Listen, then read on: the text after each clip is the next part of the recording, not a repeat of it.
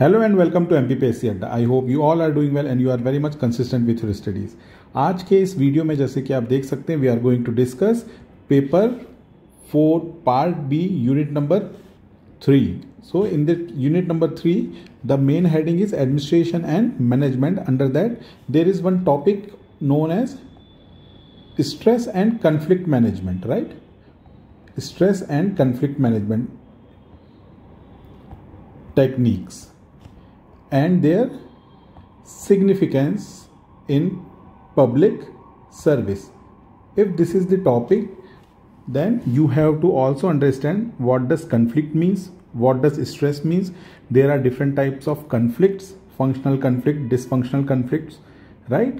So you have to understand each and everything, then only we will be able to understand the techniques which can be used to resolve the conflict or reduce the stress. So first try to understand the concept itself, then only you will be able to write the answer. It should not be like this, okay, that in the syllabus the heading is given that conflict management technique, so you just go and read just conflict management technique. It will not help you because in 2 marker they can go into deep, right? So first try to understand the concept related to conflict management. And anyhow we are also running YouTube videos related to daily answer writing where you can learn the art of answer writing, right? So it has been uploaded, so you can go and watch that.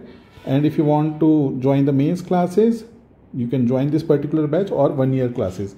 Now let's start with the topic, which is conflict management, right? So what is conflict? What dysfunctional conflict means, functional conflict means, what are the different types of conflicts, or is conflict bad or good? Generally in common parlance we consider that conflict is a bad thing, it should not occur. But from the management or the administration point of view, it is a good thing to happen if you are managing it well. So let's start with the definition of conflict. So what does conflict means? So conflict is a psychological and behavioral reaction to a perception. ये क्या है? एक psychological और behaviour reaction है किसका, किसके प्रति? To a perception that another person is keeping you away from reaching the goal. आपने अपने मन में एक परसेप्शन बना लिया है कि जो दूसरा पर्सन है वो आपको आपके गोल तक पहुंचने नहीं दे रहा है। फिर से पढ़िए, conflict is the psychological and behavioral reaction to a perception that another person is keeping you away from reaching the goal. तो वो वहाँ पे क्या क्रिएट हो जाएगा? conflict. अगर आपको ये एक बार साइकोलॉजिकली या फिर आप इस तरीके से सोचने लग जाए कि सामने वाला जो पर्सन है वो कुछ ऐसी बातें कर रहा है या इस तरीके से रिएक्ट कर रहा है या एक्ट कर रहा है जिसके कारण आप अपने गोल तक नहीं पहुंच पा रहे हैं, तो वो किसकी डेफिनेशन के अंदर आ जाएगा? कन्फ्लिक्ट की। वहां पे कन्फ्लिक्ट शुरू हो जाएगा, राइट? अब एक और डेफिनेशन यहां देखिए, it is the psychological and behavioural reaction in which disagreement over an important issue takes place. जहां पे भी डिसएग्रीमेंट होगा किसी भी इंपॉर्टेंट इशू को लेके वहां पे कन्फ्लिक्ट आ जाएगा, राइट? तो अगर मैं ये कहूं आपसे कि कन्फ्लिक्ट जो है उसके कुछ पॉजिटिव फंक्शंस भी हो सकते हैं और कुछ डिसफंक्शंस भी हो सकते हैं, then this statement is completely true. A conflict have a positive impact in the organisation as well as the negative, depending upon which kind of conflict it is. उसको हम डिटेल में भी देखेंगे, बट आप कन्फ्लिक्ट का मतलब समझ चुके हैं। यहाँ पे ये एक साइकोलॉजिकल और बिहेवियरल रिएक्शन है, आप रिएक्ट करते हैं ना, ठीक है? जहां पे भी डिसएग्रीमेंट होता है वहां आप रिएक्ट करते हैं, तो ऑब्वियसली कन्फ्लिक्ट की सिचुएशन क्रिएट हो जाती है। अब अगर एग्जाम में यही लिखने आता है तो या तो आप इन दोनों डेफिनेशन में से कोई एक डेफिनेशन लिख लें, या फिर और थोड़ा स्मार्टली प्ले करना चाहते हैं, अगर 10 मार्कर या 7 मार्कर में आ रहा है तो आपको ये आर्ट सीखना पड़ेगा कि आप किस तरीके से रिप्रेजेंट करेंगे इसको। तो आप लिख सकते हैं इस तरीके से, देखिए, कन्फ्लिक्ट इज दी, ठीक है, मेरे पास स्पेस कम है इसलिए मैं इस तरीके से लिख रहा हूं, आपके पास स्पेस जो थोड़ी सी बना लीजिएगा इसको। क्या है ये? Psychological and behavioural, right, reaction, ठीक है? ये एक साइकोलॉजिकल और बिहेवियरल रिएक्शन है टू अ फिर ऐसे ब्रैकेट बना लीजिए, to a perception not same as your thought। आप क्या कर रहे हैं यहाँ पे, बिहेव कर रहे हैं, रिएक्ट कर रहे हैं। क्यों? क्योंकि आपको लगता है कि जो परसेप्शन है, आपके मन में एक परसेप्शन आ गया कि सामने वाला आपको अपने गोल तक अचीव नहीं करने दे रहा है, या सामने वाले का परसेप्शन और आपका परसेप्शन मैच नहीं कर रहा है, तो आप कन्फ्लिक्ट में आ गए। तो इस तरीके से अगर आप फ्लो चार्ट का यूज़ करते हुए भी डिनोट करेंगे किसी चीज़ को, तो it will help you. So in simple language, what is conflict? It is a psychological and behavioural reaction in a situation where people disagree over an important issues. इतना ही याद रखें। चलिए नेक्स्ट देखते हैं आगे इसके।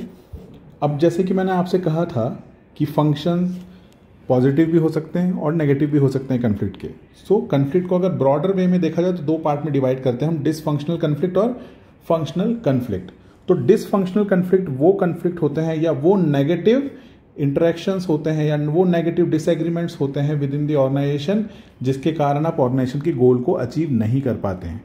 सो in simple language, dysfunctional conflicts refers to a negative interaction or disagreement within an organization or group, right, leading to lack of morale or deviation from the goal achievement. For example, it can involve behavior such as aggression। अगर कोई aggression दिखा दे आपको या hostile हो जाए office में आपके साथ, ठीक है, या आपको रिस्पेक्ट नहीं दे, डिसरिस्पेक्टफुली बात करे आपको, राइट, कास्ट रिलेटेड कमेंट्स कर दे, रिलीजन रिलेटेड कमेंट्स कर दे, तो वो सब कन्फ्लिक्ट की कंडीशंस क्रिएट हो जाएंगी। और ये ऐसे कन्फ्लिक्ट हैं जिससे आप ऑर्गेनाइजेशन के गोल तक नहीं पहुंच रहे हैं। ये कोई आप पे एग्रेशन दिखा रहा है तो आप क्या होंगे, आपका मोरल डाउन होगा, मोटिवेशन डाउन होगा, you will not be able to perform in an efficient और effective manner. So definitely the productivity will go down. So अगर प्रोडक्टिविटी नीचे जा रही है तो ऑर्गेनाइजेशन का गोल जो है वो अचीव नहीं होगा, राइट। उसके बाद अब आप देखिए इसी तरीके से क्या क्या रिजल्ट दे सकता है आपको डिसफंक्शनल कन्फ्लिक्ट, क्या क्या दे सकता है। पहला नेगेटिव इंपैक्ट उसका पड़ेगा ऑर्गेनाइजेशन के परफॉर्मेंस पे। ऑर्गेनाइजेशन के परफॉर्मेंस पे कैसे पड़ेगा? सबसे पहला रीजन है it leads to disengaged and demotivated employees. क्या होंगे? एम्प्लॉय जो होंगे आपके, जो पहले वर्क से बहुत इंगेज्ड होके बहुत पॉजिटिवली काम कर रहे थे, they will get demotivated and disengaged, right. So क्या करेंगे? They will not perform optimally, वो अपने ऑप्टिमम लेवल पे काम नहीं करेंगे। अगर आप कहीं डिससेटिस्फाइड रहते हैं, कहीं पे भी जहां कन्फ्लिक्ट की सिचुएशन हो, जहां डिसफंक्शनल कन्फ्लिक्ट हुआ हो आपका, आपके पेरेंट्स के साथ या ऑफिस प्लेस पे या वर्क प्लेस पे, तो आप डीमोटिवेटेड रहते हैं, अपने पूरी क्षमता के साथ या अपने पूरे परफॉर्मेंस अपना नहीं दे पाते हैं, ठीक है। और कई बार तो एक्सट्रीम केस में क्या होता है, एम्प्लॉयज विल रिजाइन और it will lead to disciplinary action और ग्रीवेंसेस। तो पहला जो डिसफंक्शनल कन्फ्लिक्ट का रिजल्ट है वो है negative impact on organisations performance due to demotivated employees और disengagement of employee with the work of the organisation. Second, अगर आप देखेंगे इसमें क्या क्या कॉन्सिक्वेंसेज हो सकते हैं अगर अनरिजॉल्व डिसफंक्शनल कन्फ्लिक्ट रहे तो, ठीक है। पहले तो हम ये जानने की कोशिश कर रहे हैं ना कि अगर कन्फ्लिक्ट को रिजॉल्व ना किया जाए तो क्या कॉन्सिक्वेंसेज होंगे, तभी तो हम सीखेंगे और पढ़ेंगे कि कन्फ्लिक्ट मैनेजमेंट की टेक्निक्स क्या है और उसको कन्फ्लिक्ट को कैसे रिजॉल्व किया जा सकता है। तो हमें उसके पहले पता होना चाहिए कि क्या क्या कॉन्सिक्वेंसेज और नेगेटिविटी इससे आ सकती है। तो अगर अनरिजॉल्व डिसफंक्शनल कन्फ्लिक्ट रहा लोगों के बीच में, तो सबसे पहला तो जैसे हम ऑलरेडी डिस्कस कर चुके हैं, it will decrease employees motivation. Employee का मोटिवेशन एकदम डाउन कर देगा, ठीक है, उनका एंगेजमेंट टास्क के साथ कम हो जाएगा। फिर लॉस ऑफ ट्रस्ट खत्म हो जाता है इन द मैनेजमेंट और कलीग्स के बीच में एक दूसरे के प्रति ट्रस्ट जो है वो कम हो जाएगा या ऑलमोस्ट खत्म हो जाएगा, और आप एक दूसरे से कम्युनिकेट भी करना बंद कर देंगे, right, like reduced communication between individuals and groups. आपका किसी के साथ अगर कन्फ्लिक्ट होता है, then you start keeping a distance from that person and there is no smooth communication between two of them, तो इसका मिसअंडरस्टैंडिंग और बढ़ती है। Then there will always be a climate of suspicion बना रहेगा कि अच्छा मुझे ऐसा क्यों बोल रहा है, ज़रूर इसकी कोई चाल है या कोई नेगेटिव चीज़ है, राइट। फिर lower job performance, increase resistance to change. आप कभी भी इजीली चेंज नहीं करोगे किसी भी चीज़ को, क्योंकि आपको हमेशा डर रहेगा कि सामने वाले का जो सजेशन है या सामने वाला आपके साथ कुछ गलत करना चाह रहा है, इसीलिए वो आप रेजिस्ट करोगे उस चेंज को। आपको लगेगा कि वो आपको नीचे दिखाने के लिए या आपके लिए कुछ नेगेटिव कर रहा है, इसीलिए वो इस तरीके की चीज़ें कर रहा है, आपका बॉस इसलिए कर रहा है, तो आप चेंज को रेजिस्ट करोगे, right. Reduced commitment and loyalty कम हो जाएगी, कमिटमेंट कम हो जाएगा, और जो एम्प्लॉय का टर्नओवर रेट है वो बढ़ जाएगा, लोग छोड़ के जाने लगेंगे आपकी कंपनी को। तो ये सब क्या था, ये सब डिसफंक्शनल कन्फ्लिक्ट हैं, राइट, जहाँ पे कोई भी ऐसा अनहेल्दी या नेगेटिव कॉन्वर्सेशन जिसके कारण आप ऑर्गेनाइजेशन के गोल से दूर जा रहे हो, that will come under dysfunctional conflict. But अगर मैं आपसे ये कहूँ कि फंक्शनल कन्फ्लिक्ट भी होते हैं, तो वो क्या होते हैं फंक्शनल कन्फ्लिक्ट? अब देखिए, ध्यान से सुनिएगा, एक एग्जाम्पल के थ्रू मैं आपको बता रहा हूँ। For example, I am your senior, I am posted as an police officer and I have written to और I have asked the government और requested the government to bring armed forces, right, armed forces to eradicate the problem of Naxalism from Madhya Pradesh. Madhya Pradesh से नक्सलिज्म की problem या red corridor में जो problem चल रहा है उसको दूर करने के लिए मैं बोल रहा हूँ कि मेरी तरफ से सजेशन है कि हम आर्म फोर्सेस को लेके आ जाए। बट वहीं आप मेरे न्यूली ज्वाइंट जूनियर हैं जिन्होंने अभी अभी पीएससी का एग्जाम क्लियर किया है 2 साल पहले, आप यहाँ पे सजेस्ट कर रहे हैं कि sir on the first go we should not bring the armed forces, rather we can go for proper implementation of policies and programs of the government, right? Because you think, or the junior thinks, that Naxalism is not a law and order problem, but it is a problem related to good governance. So if we provide good governance to them, they will definitely live a simple life rather than going for Naxalism. मेरा ये मानना था कि direct हम arm forces को बुला लें, but आप मेरे जूनियर हैं, आपने एक सजेशन दिया कि नहीं सर, हमें पहले इंस्टेंस पे आर्म फोर्सेस को नहीं बुलाना चाहिए, हमें कोशिश करना चाहिए कि हम ज़्यादा अच्छे तरीके से वहाँ पे गवर्नमेंट की पॉलिसीज़ और प्रोग्राम्स जो इतने सारे चल रहे हैं उनको इम्प्लीमेंट करके देखें, क्योंकि नक्सलिज्म की प्रॉब्लम लॉ एंड ऑर्डर की प्रॉब्लम नहीं है, वो गवर्नेंस की प्रॉब्लम है। अगर उन्हें अच्छा गवर्नेंस मिलेगा, सब फैसिलिटीज़ मिल जाएंगी, तो वो क्यों करेंगे? अब हम दोनों यहाँ कन्फ्लिक्टिंग सिचुएशन में हैं, बट आपका सजेशन जो है वो मेरे सॉल्यूशन को इम्प्रूव कर रहा है और ऑर्गेनाइजेशन या गवर्नमेंट के फाइनल गोल की तरफ ले जा रहा है। गवर्नमेंट का फाइनल गोल क्या है? It is good governance and peace keeping. Police का है ना काम, peace keeping in the area, in the red corridor और नक्सल एरिया, ये हमारा अल्टीमेट काम है। तो अगर इन गवर्नमेंट की पॉलिसी को ही अच्छे से इंप्लीमेंट करने के बाद वहाँ पे पीस हो जाता है मेंटेन, नक्सलिज्म खत्म हो जाता है, तो फिर हमें ज़रूरत ही नहीं है आर्म फोर्सेस करने को लाने की। तो ये क्या कन्फ्लिक्ट हो गया मेरा और मेरे आप जूनियर का या आप लोगों का? Then it is conflict which are healthy and constructive and it enhances creativity and resolves problem। तो ऐसे कन्फ्लिक्ट जो कि हेल्दी हो, कंस्ट्रक्टिव हो और कोई प्रॉब्लम को रिजॉल्व करते हो, that will be known as functional conflict, right. So कोई भी एडमिनिस्ट्रेटिव ऑफिसर को क्या करना चाहिए? They should promote functional conflict. अगर कन्फ्लिक्ट नहीं होगा तो जैसे ये इनोवेटिव आइडिया जूनियर ने दिया वो नहीं देगा। अगर सब कुछ सेम चलता रहेगा जैसे पहले चल रहा था, कोई कन्फ्लिक्ट नहीं है, सिर्फ जी हुजूरी चल रही है, जैसे बोल रहा है सब में हाँ पे हाँ मिला रहे हैं सबके सब, तो उससे कोई भी नया आइडिया या कोई भी क्रिएटिव काम नहीं होगा, जो पहले से चल रहा था वही होगा। There will not be any innovation, right. Okay, चलो आगे चलते हैं। अब देखिए इसमें आप कॉन्सिक्वेंसेस क्या होंगे, सिंपल सा है, उसका जस्ट ऑपोजिट होना चालू होगा डिसफंक्शनल कॉन्फ्लिक्ट का। देखिए क्या कॉन्सिक्वेंस होगा? Innovation will take place, creativity will increase and change, they will be ready for the change। उन्हें ये नहीं लगेगा कि ये चेंज इसलिए करा जा रहा है ताकि हमारा नुकसान किया जा सके, क्योंकि वहाँ पे ट्रस्ट रहेगा। फंक्शनल कन्फ्लिक्ट में ट्रस्ट रहता है, राइट, ऑप्टिमिज्म रहता है। Then improved decision making process, decision making process बढ़ जाएगी क्योंकि आप हर किसी का पर्सपेक्टिव जानने की कोशिश करेंगे, राइट, उनको इंक्लूड करने की कोशिश करेंगे। Then it will encourages consideration of alternative solution. Alternative solution को आप इंगेज करोगे, एंकरेज करोगे लोगों को कि ऑल्टरनेटिव सॉल्यूशंस दें। अगर आपको पता है कि आपके जो सीनियर हैं वो आपके सॉल्यूशंस को सुनते हैं, ज़रूरी नहीं कि इम्प्लीमेंट करें, आप भी थोड़े फ्लेक्सिबल हैं कि हाँ ठीक है, अगर उन्हें ठीक लगेगा तो वो करेंगे, तो वहाँ पे क्या होगा, आप बहुत सारे ऑल्टरनेटिव सॉल्यूशंस भी मिलते हैं। अब जैसे कि अगर आप एक डिस्ट्रिक्ट में गए, आप ठीक है इंजीनियर हैं आईआईटी से, बट आपका जूनियर डॉक्टर है मेडिकल का, और उस टाइम पे कोरोना टाइप की कोई सिचुएशन आ जाती है या कोई इस टाइप का मेडिकल इमरजेंसी आ जाती है, तो वो अगर आपको एक सजेशन देगा तो वो ज़्यादा अप्रोप्रिएट और एप्ट सजेशन हो सकता है, राइट।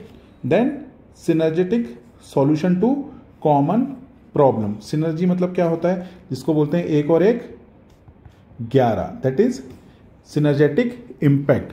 अगर 2 लोग मिल जाएं, राइट, और दोनों के अलग अलग डिफरेंट सॉल्यूशंस और बेस्ट उनकी चीज़ें आप उठा लें, तो उसका इम्पैक्ट डबल हो जाता है, राइट। फिर enhanced individual and group performance. Group performance बहुत ज़्यादा बढ़ जाता है अगर फंक्शनल कन्फ्लिक्ट होगा तो, क्योंकि हर किसी को लगता है कि चलो इन्होंने मेरे सॉल्यूशन के ऊपर एक नया सजेशन दिया जिससे मेरा सॉल्यूशन और अच्छा हो गया, राइट। तो उस तरीके से एनहेंस करता है ये इंडिविजुअल और ग्रुप के परफॉर्मेंस को। यहाँ तक क्लियर है, आई होप, राइट, ठीक है। अब आप देखिए, अगर मैं सिंपल टर्म में बोलूं, अब हम पढ़ेंगे कि कन्फ्लिक्ट के टाइप्स क्या होते हैं। तो मेजरली देयर आर 5 टाइप्स। अभी ब्रॉडली हमने 2 पढ़े, अब अगर देखोगे आप तो 5 टाइप के कन्फ्लिक्ट होते हैं। बहुत ईजी है, intrapersonal, interpersonal, intra group, inter group, and last will B आपका इंटर ऑर्गेनाइजेशन। या ठीक है, इसको समझने की कोशिश करिए, यह वर्ड से ही समझ में आएगा आपको।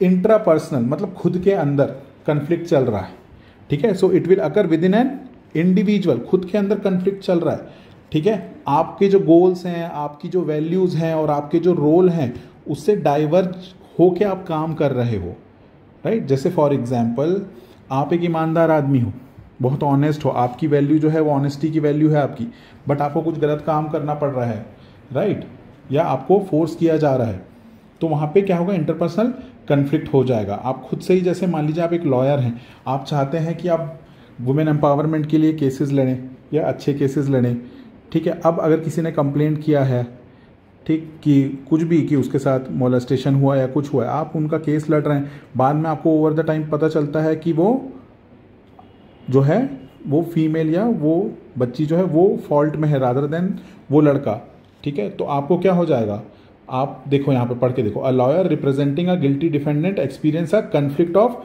वैल्यूज। तो वहाँ पे आपकी कन्फ्लिक्ट ऑफ वैल्यूज हो जाएंगी, ठीक है। अपनी वैल्यू के कन्फ्लिक्ट में जाके आप वो काम कर रहे हैं। नेक्स्ट देखते हैं इंटरपर्सनल कन्फ्लिक्ट, मतलब 2 पर्सन्स के बीच में या 2 से ज़्यादा लोगों के बीच में कन्फ्लिक्ट होना। तो इंटरपर्सनल कन्फ्लिक्ट अराइजेज बिटवीन 2 और more people due to differences in their goal and values and communication style. अब ध्यान से समझिएगा, अपने आप से रिलेट करके देखिएगा। आप एक न्यूली अपॉइंटेड डिप्टी कलेक्टर हैं, जेंजी हैं आप, राइट। अब आपका कम्युनिकेट करने का स्टाइल एकदम डिफरेंट है। आप जाके अपने सीनियरों को जाके सीधे नाम लेते थे, फर्स्ट नेम से बुलाते थे, क्योंकि आप कॉर्पोरेट में काम कर रहे थे। अब आप एमपीपीएससी से सिलेक्ट होकर डिप्टी कलेक्टर बन गए हैं और आप अपने ऑफिस में जाके सीधे जाके अपने सीनियर को बोलते हैं, hello mister Mehra, how are you doing. तो ऑब्वियसली वो पसंद नहीं करेगा, ठीक है। उसकी वैल्यूज़ अलग हैं, आपकी वैल्यूज़ अलग हैं, है ना। तो वहाँ पे कन्फ्लिक्ट आ जाएगा और वो बहुत पर्सनल लेवल तक चले जाता है, ठीक है। इसका सबसे बड़ा एग्जाम्पल अगर आप देखना चाहोगे ना, तो आप याद करो, आपको किन्हीं को कहानी पता होगी, स्टीव जॉब्स और उनके जो एक फ्रेंड थे जॉन स्कली, ठीक है।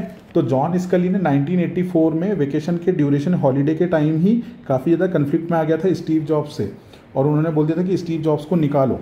तो स्टीव जॉब्स निकाल दिए गए थे। आप लोगों को भी पता होगा, स्टीव जॉब्स को पहले निकाल दिया गया था उनकी कंपनी से, बाद में उन्हें फिर वापस लेके आया गया है। तो 2 हो गए हैं, 2 टाइप के कन्फ्लिक्ट, इंट्रापर्सनल और इंटरपर्सनल कन्फ्लिक्ट। चलिए आगे देखते हैं। Third is intra group conflict, ठीक है। इंट्रा ग्रुप कन्फ्लिक्ट मतलब एक ग्रुप है, उसी में अलग अलग मेंबर हैं, इन्हीं के बीच में कन्फ्लिक्ट हो गया है। सबसे इजी एग्जांपल, ये सारे के सारे बोर्ड ऑफ डायरेक्टर्स हैं, ये एक कंपनी चलाते हैं। अब ये एक नया प्रोडक्ट लाना चाहते हैं, ये लोग एग्री हैं 2 कि हाँ भाई नए प्रोडक्ट लाओ, और ये लोग डिसएग्री कर रहे हैं कि नया प्रोडक्ट नहीं लाओ, तो इनके बीच में कन्फ्लिक्ट हो जाएगा। तो this conflict occurs within a group और team, members disagree over goals, procedures और decision. For instance, a board of director debates whether to take a risk by launching a new product despite dissenting opinions among members. Clear है यहाँ पे? ठीक है, तो inter personal, intra personal, intra group, अब हो जाएगा inter group, right. What is inter group conflict? मतलब दो ग्रुप के बीच में कन्फ्लिक्ट, राइट। अब ये दो ग्रुप क्या हो सकते हैं? ये एक डिपार्टमेंट हो गया, ये हो गया पुलिस डिपार्टमेंट, ये हो गया एडमिनिस्ट्रेटिव डिपार्टमेंट, इनके बीच में कन्फ्लिक्ट हो रहा है, राइट। या कोई भी अलग अलग दो डिपार्टमेंट के बीच में कन्फ्लिक्ट हो रहा है। क्यों हो रहा है? अब हो सकता है कि ये चाहते हो कि रिसोर्सेज या बजट में इनको ज़्यादा इशू हो, बजट, या ये चाहते हैं इनको ज़्यादा हो, तो कन्फ्लिक्ट हो जाएगा, राइट। देखो, inter group conflict exist between different groups within an organisation. It can stem from competition, resource allocation और conflicting interest. Example includes departmental rivalry or clashes between project teams. Right? अब ये कैसे हो सकता है? अब आप देखो ध्यान से, जैसे इस ग्रुप के काम करने के बाद ही ये ग्रुप काम शुरू कर सकता है, राइट। अब ये वाला जो ग्रुप है ये अपनी डेडलाइन यहाँ से बढ़ा के यहाँ कर दे तो इनका काम भी डिले हो जाएगा, फिर इनको जल्दी जल्दी करना पड़ेगा, राइट। तो यहाँ पे क्या होगा? इंटर ग्रुप कन्फ्लिक्ट हो जाएगा। अगर एक ग्रुप दूसरे पे डिपेंडेंट है, वैसे इंटरपर्सनल में भी हो सकता है कि अगर एक पर्सन दूसरे पर्सन पे डिपेंडेंट है अपना काम खत्म करने के लिए और पहला पर्सन डिले कर दे तो ऑब्वियसली दूसरा पर्सन भी नहीं कर पाएगा टास्क, राइट। या अच्छे से काम करके ना दे उसको फाइल में, तो फिर नेक्स्ट वाला है जो अच्छे से काम नहीं कर पाएगा, तो वहाँ पे कन्फ्लिक्ट क्रिएट होंगे। Last will be your inter organisational conflict, मतलब दो ऑर्गेनाइजेशन के बीच में कन्फ्लिक्ट चल रहा है ड्यू टू हाई कॉम्पिटिशन, या काफ़ी मर्जर और एक्विजिशन कर रहे हैं वो लोग, तो उनके बीच में क्या हो जाएगा? कन्फ्लिक्ट शुरू हो जाएगा, राइट। सच अ कन्फ्लिक्ट अराइजेस बिटवीन टू और मोर organisations, heightened competition, mergers and acquisition and so forth can increase the chance of such type of conflict. अब सिंपल सा आप एग्जाम्पल समझने की कोशिश करिए। एक केमिकल कंपनी है X, ये क्या है? ये एक केमिकल कंपनी है। अब केमिकल किस में यूज़ है? पेंट में यूज़ होते हैं, राइट। अब ये मान लीजिए एक ही कंपनी है X केमिकल कंपनी, अब एक है एशियन पेंट्स और एक है बर्जर। अब एशियन पेंट क्या कर रहा है? एशियन पेंट ने इसको पूरा का पूरा एक्वायर कर लिया इस केमिकल इंडस्ट्री को, जिससे रॉ मटेरियल बर्जर भी खरीदता था। तो बर्जर के पास रॉ मटेरियल हो सकता है उसको वो महंगा दे, है ना, या उसके प्रोडक्शन पे इम्पैक्ट पड़ जाए। तो ये भी इंटर ऑर्गेनाइजेशनल कन्फ्लिक्ट्स चलते रहते हैं। So it can be both functional and dysfunctional. Functional कैसे है? अगर एक मारुति ने कुछ अच्छे फीचर ले आई तो हिंडाई भी लेके आ गई या टोयोटा भी लेके आ गई, तो ये क्या है? ये पॉजिटिव और फंक्शनल कन्फ्लिक्ट है, राइट। तो इसको आप अच्छे से ध्यान से पढ़िएगा। ये तो सिर्फ अभी पार्ट 1 है, अभी इसके और भी पार्ट आएंगे जहाँ पे हम टेक्निक्स देखेंगे, ठीक है। अगर आप चाहते हैं कि आपको टेक्निक्स पढ़ना है, किसकी कन्फ्लिक्ट मैनेजमेंट टेक्निक्स अगर आपको जाननी है और उसका कन्फ्लिक्ट मैनेजमेंट टेक्निक्स का क्या सिग्निफिकेंस है पब्लिक सर्विस डोमेन में, और आप चाहते हैं कि इसका पार्ट 2 आए, तो do comment, right, do comment and let us know. If you want any improvement in the lectures of daily answer writing, right, you can easily write down to us or reach out to us at 9953 733 830. Okay, MPPSC Adda is solely dedicated to English medium aspirants, right, and we are trying to give whatever we can give to our aspirants to crack the examination, right. Thank you very much. Have a good day. Do watch the whole video and do watch the daily answer writing video, right, and please comment, share the video as much as possible. Thank you very much. Have a good day. See you soon.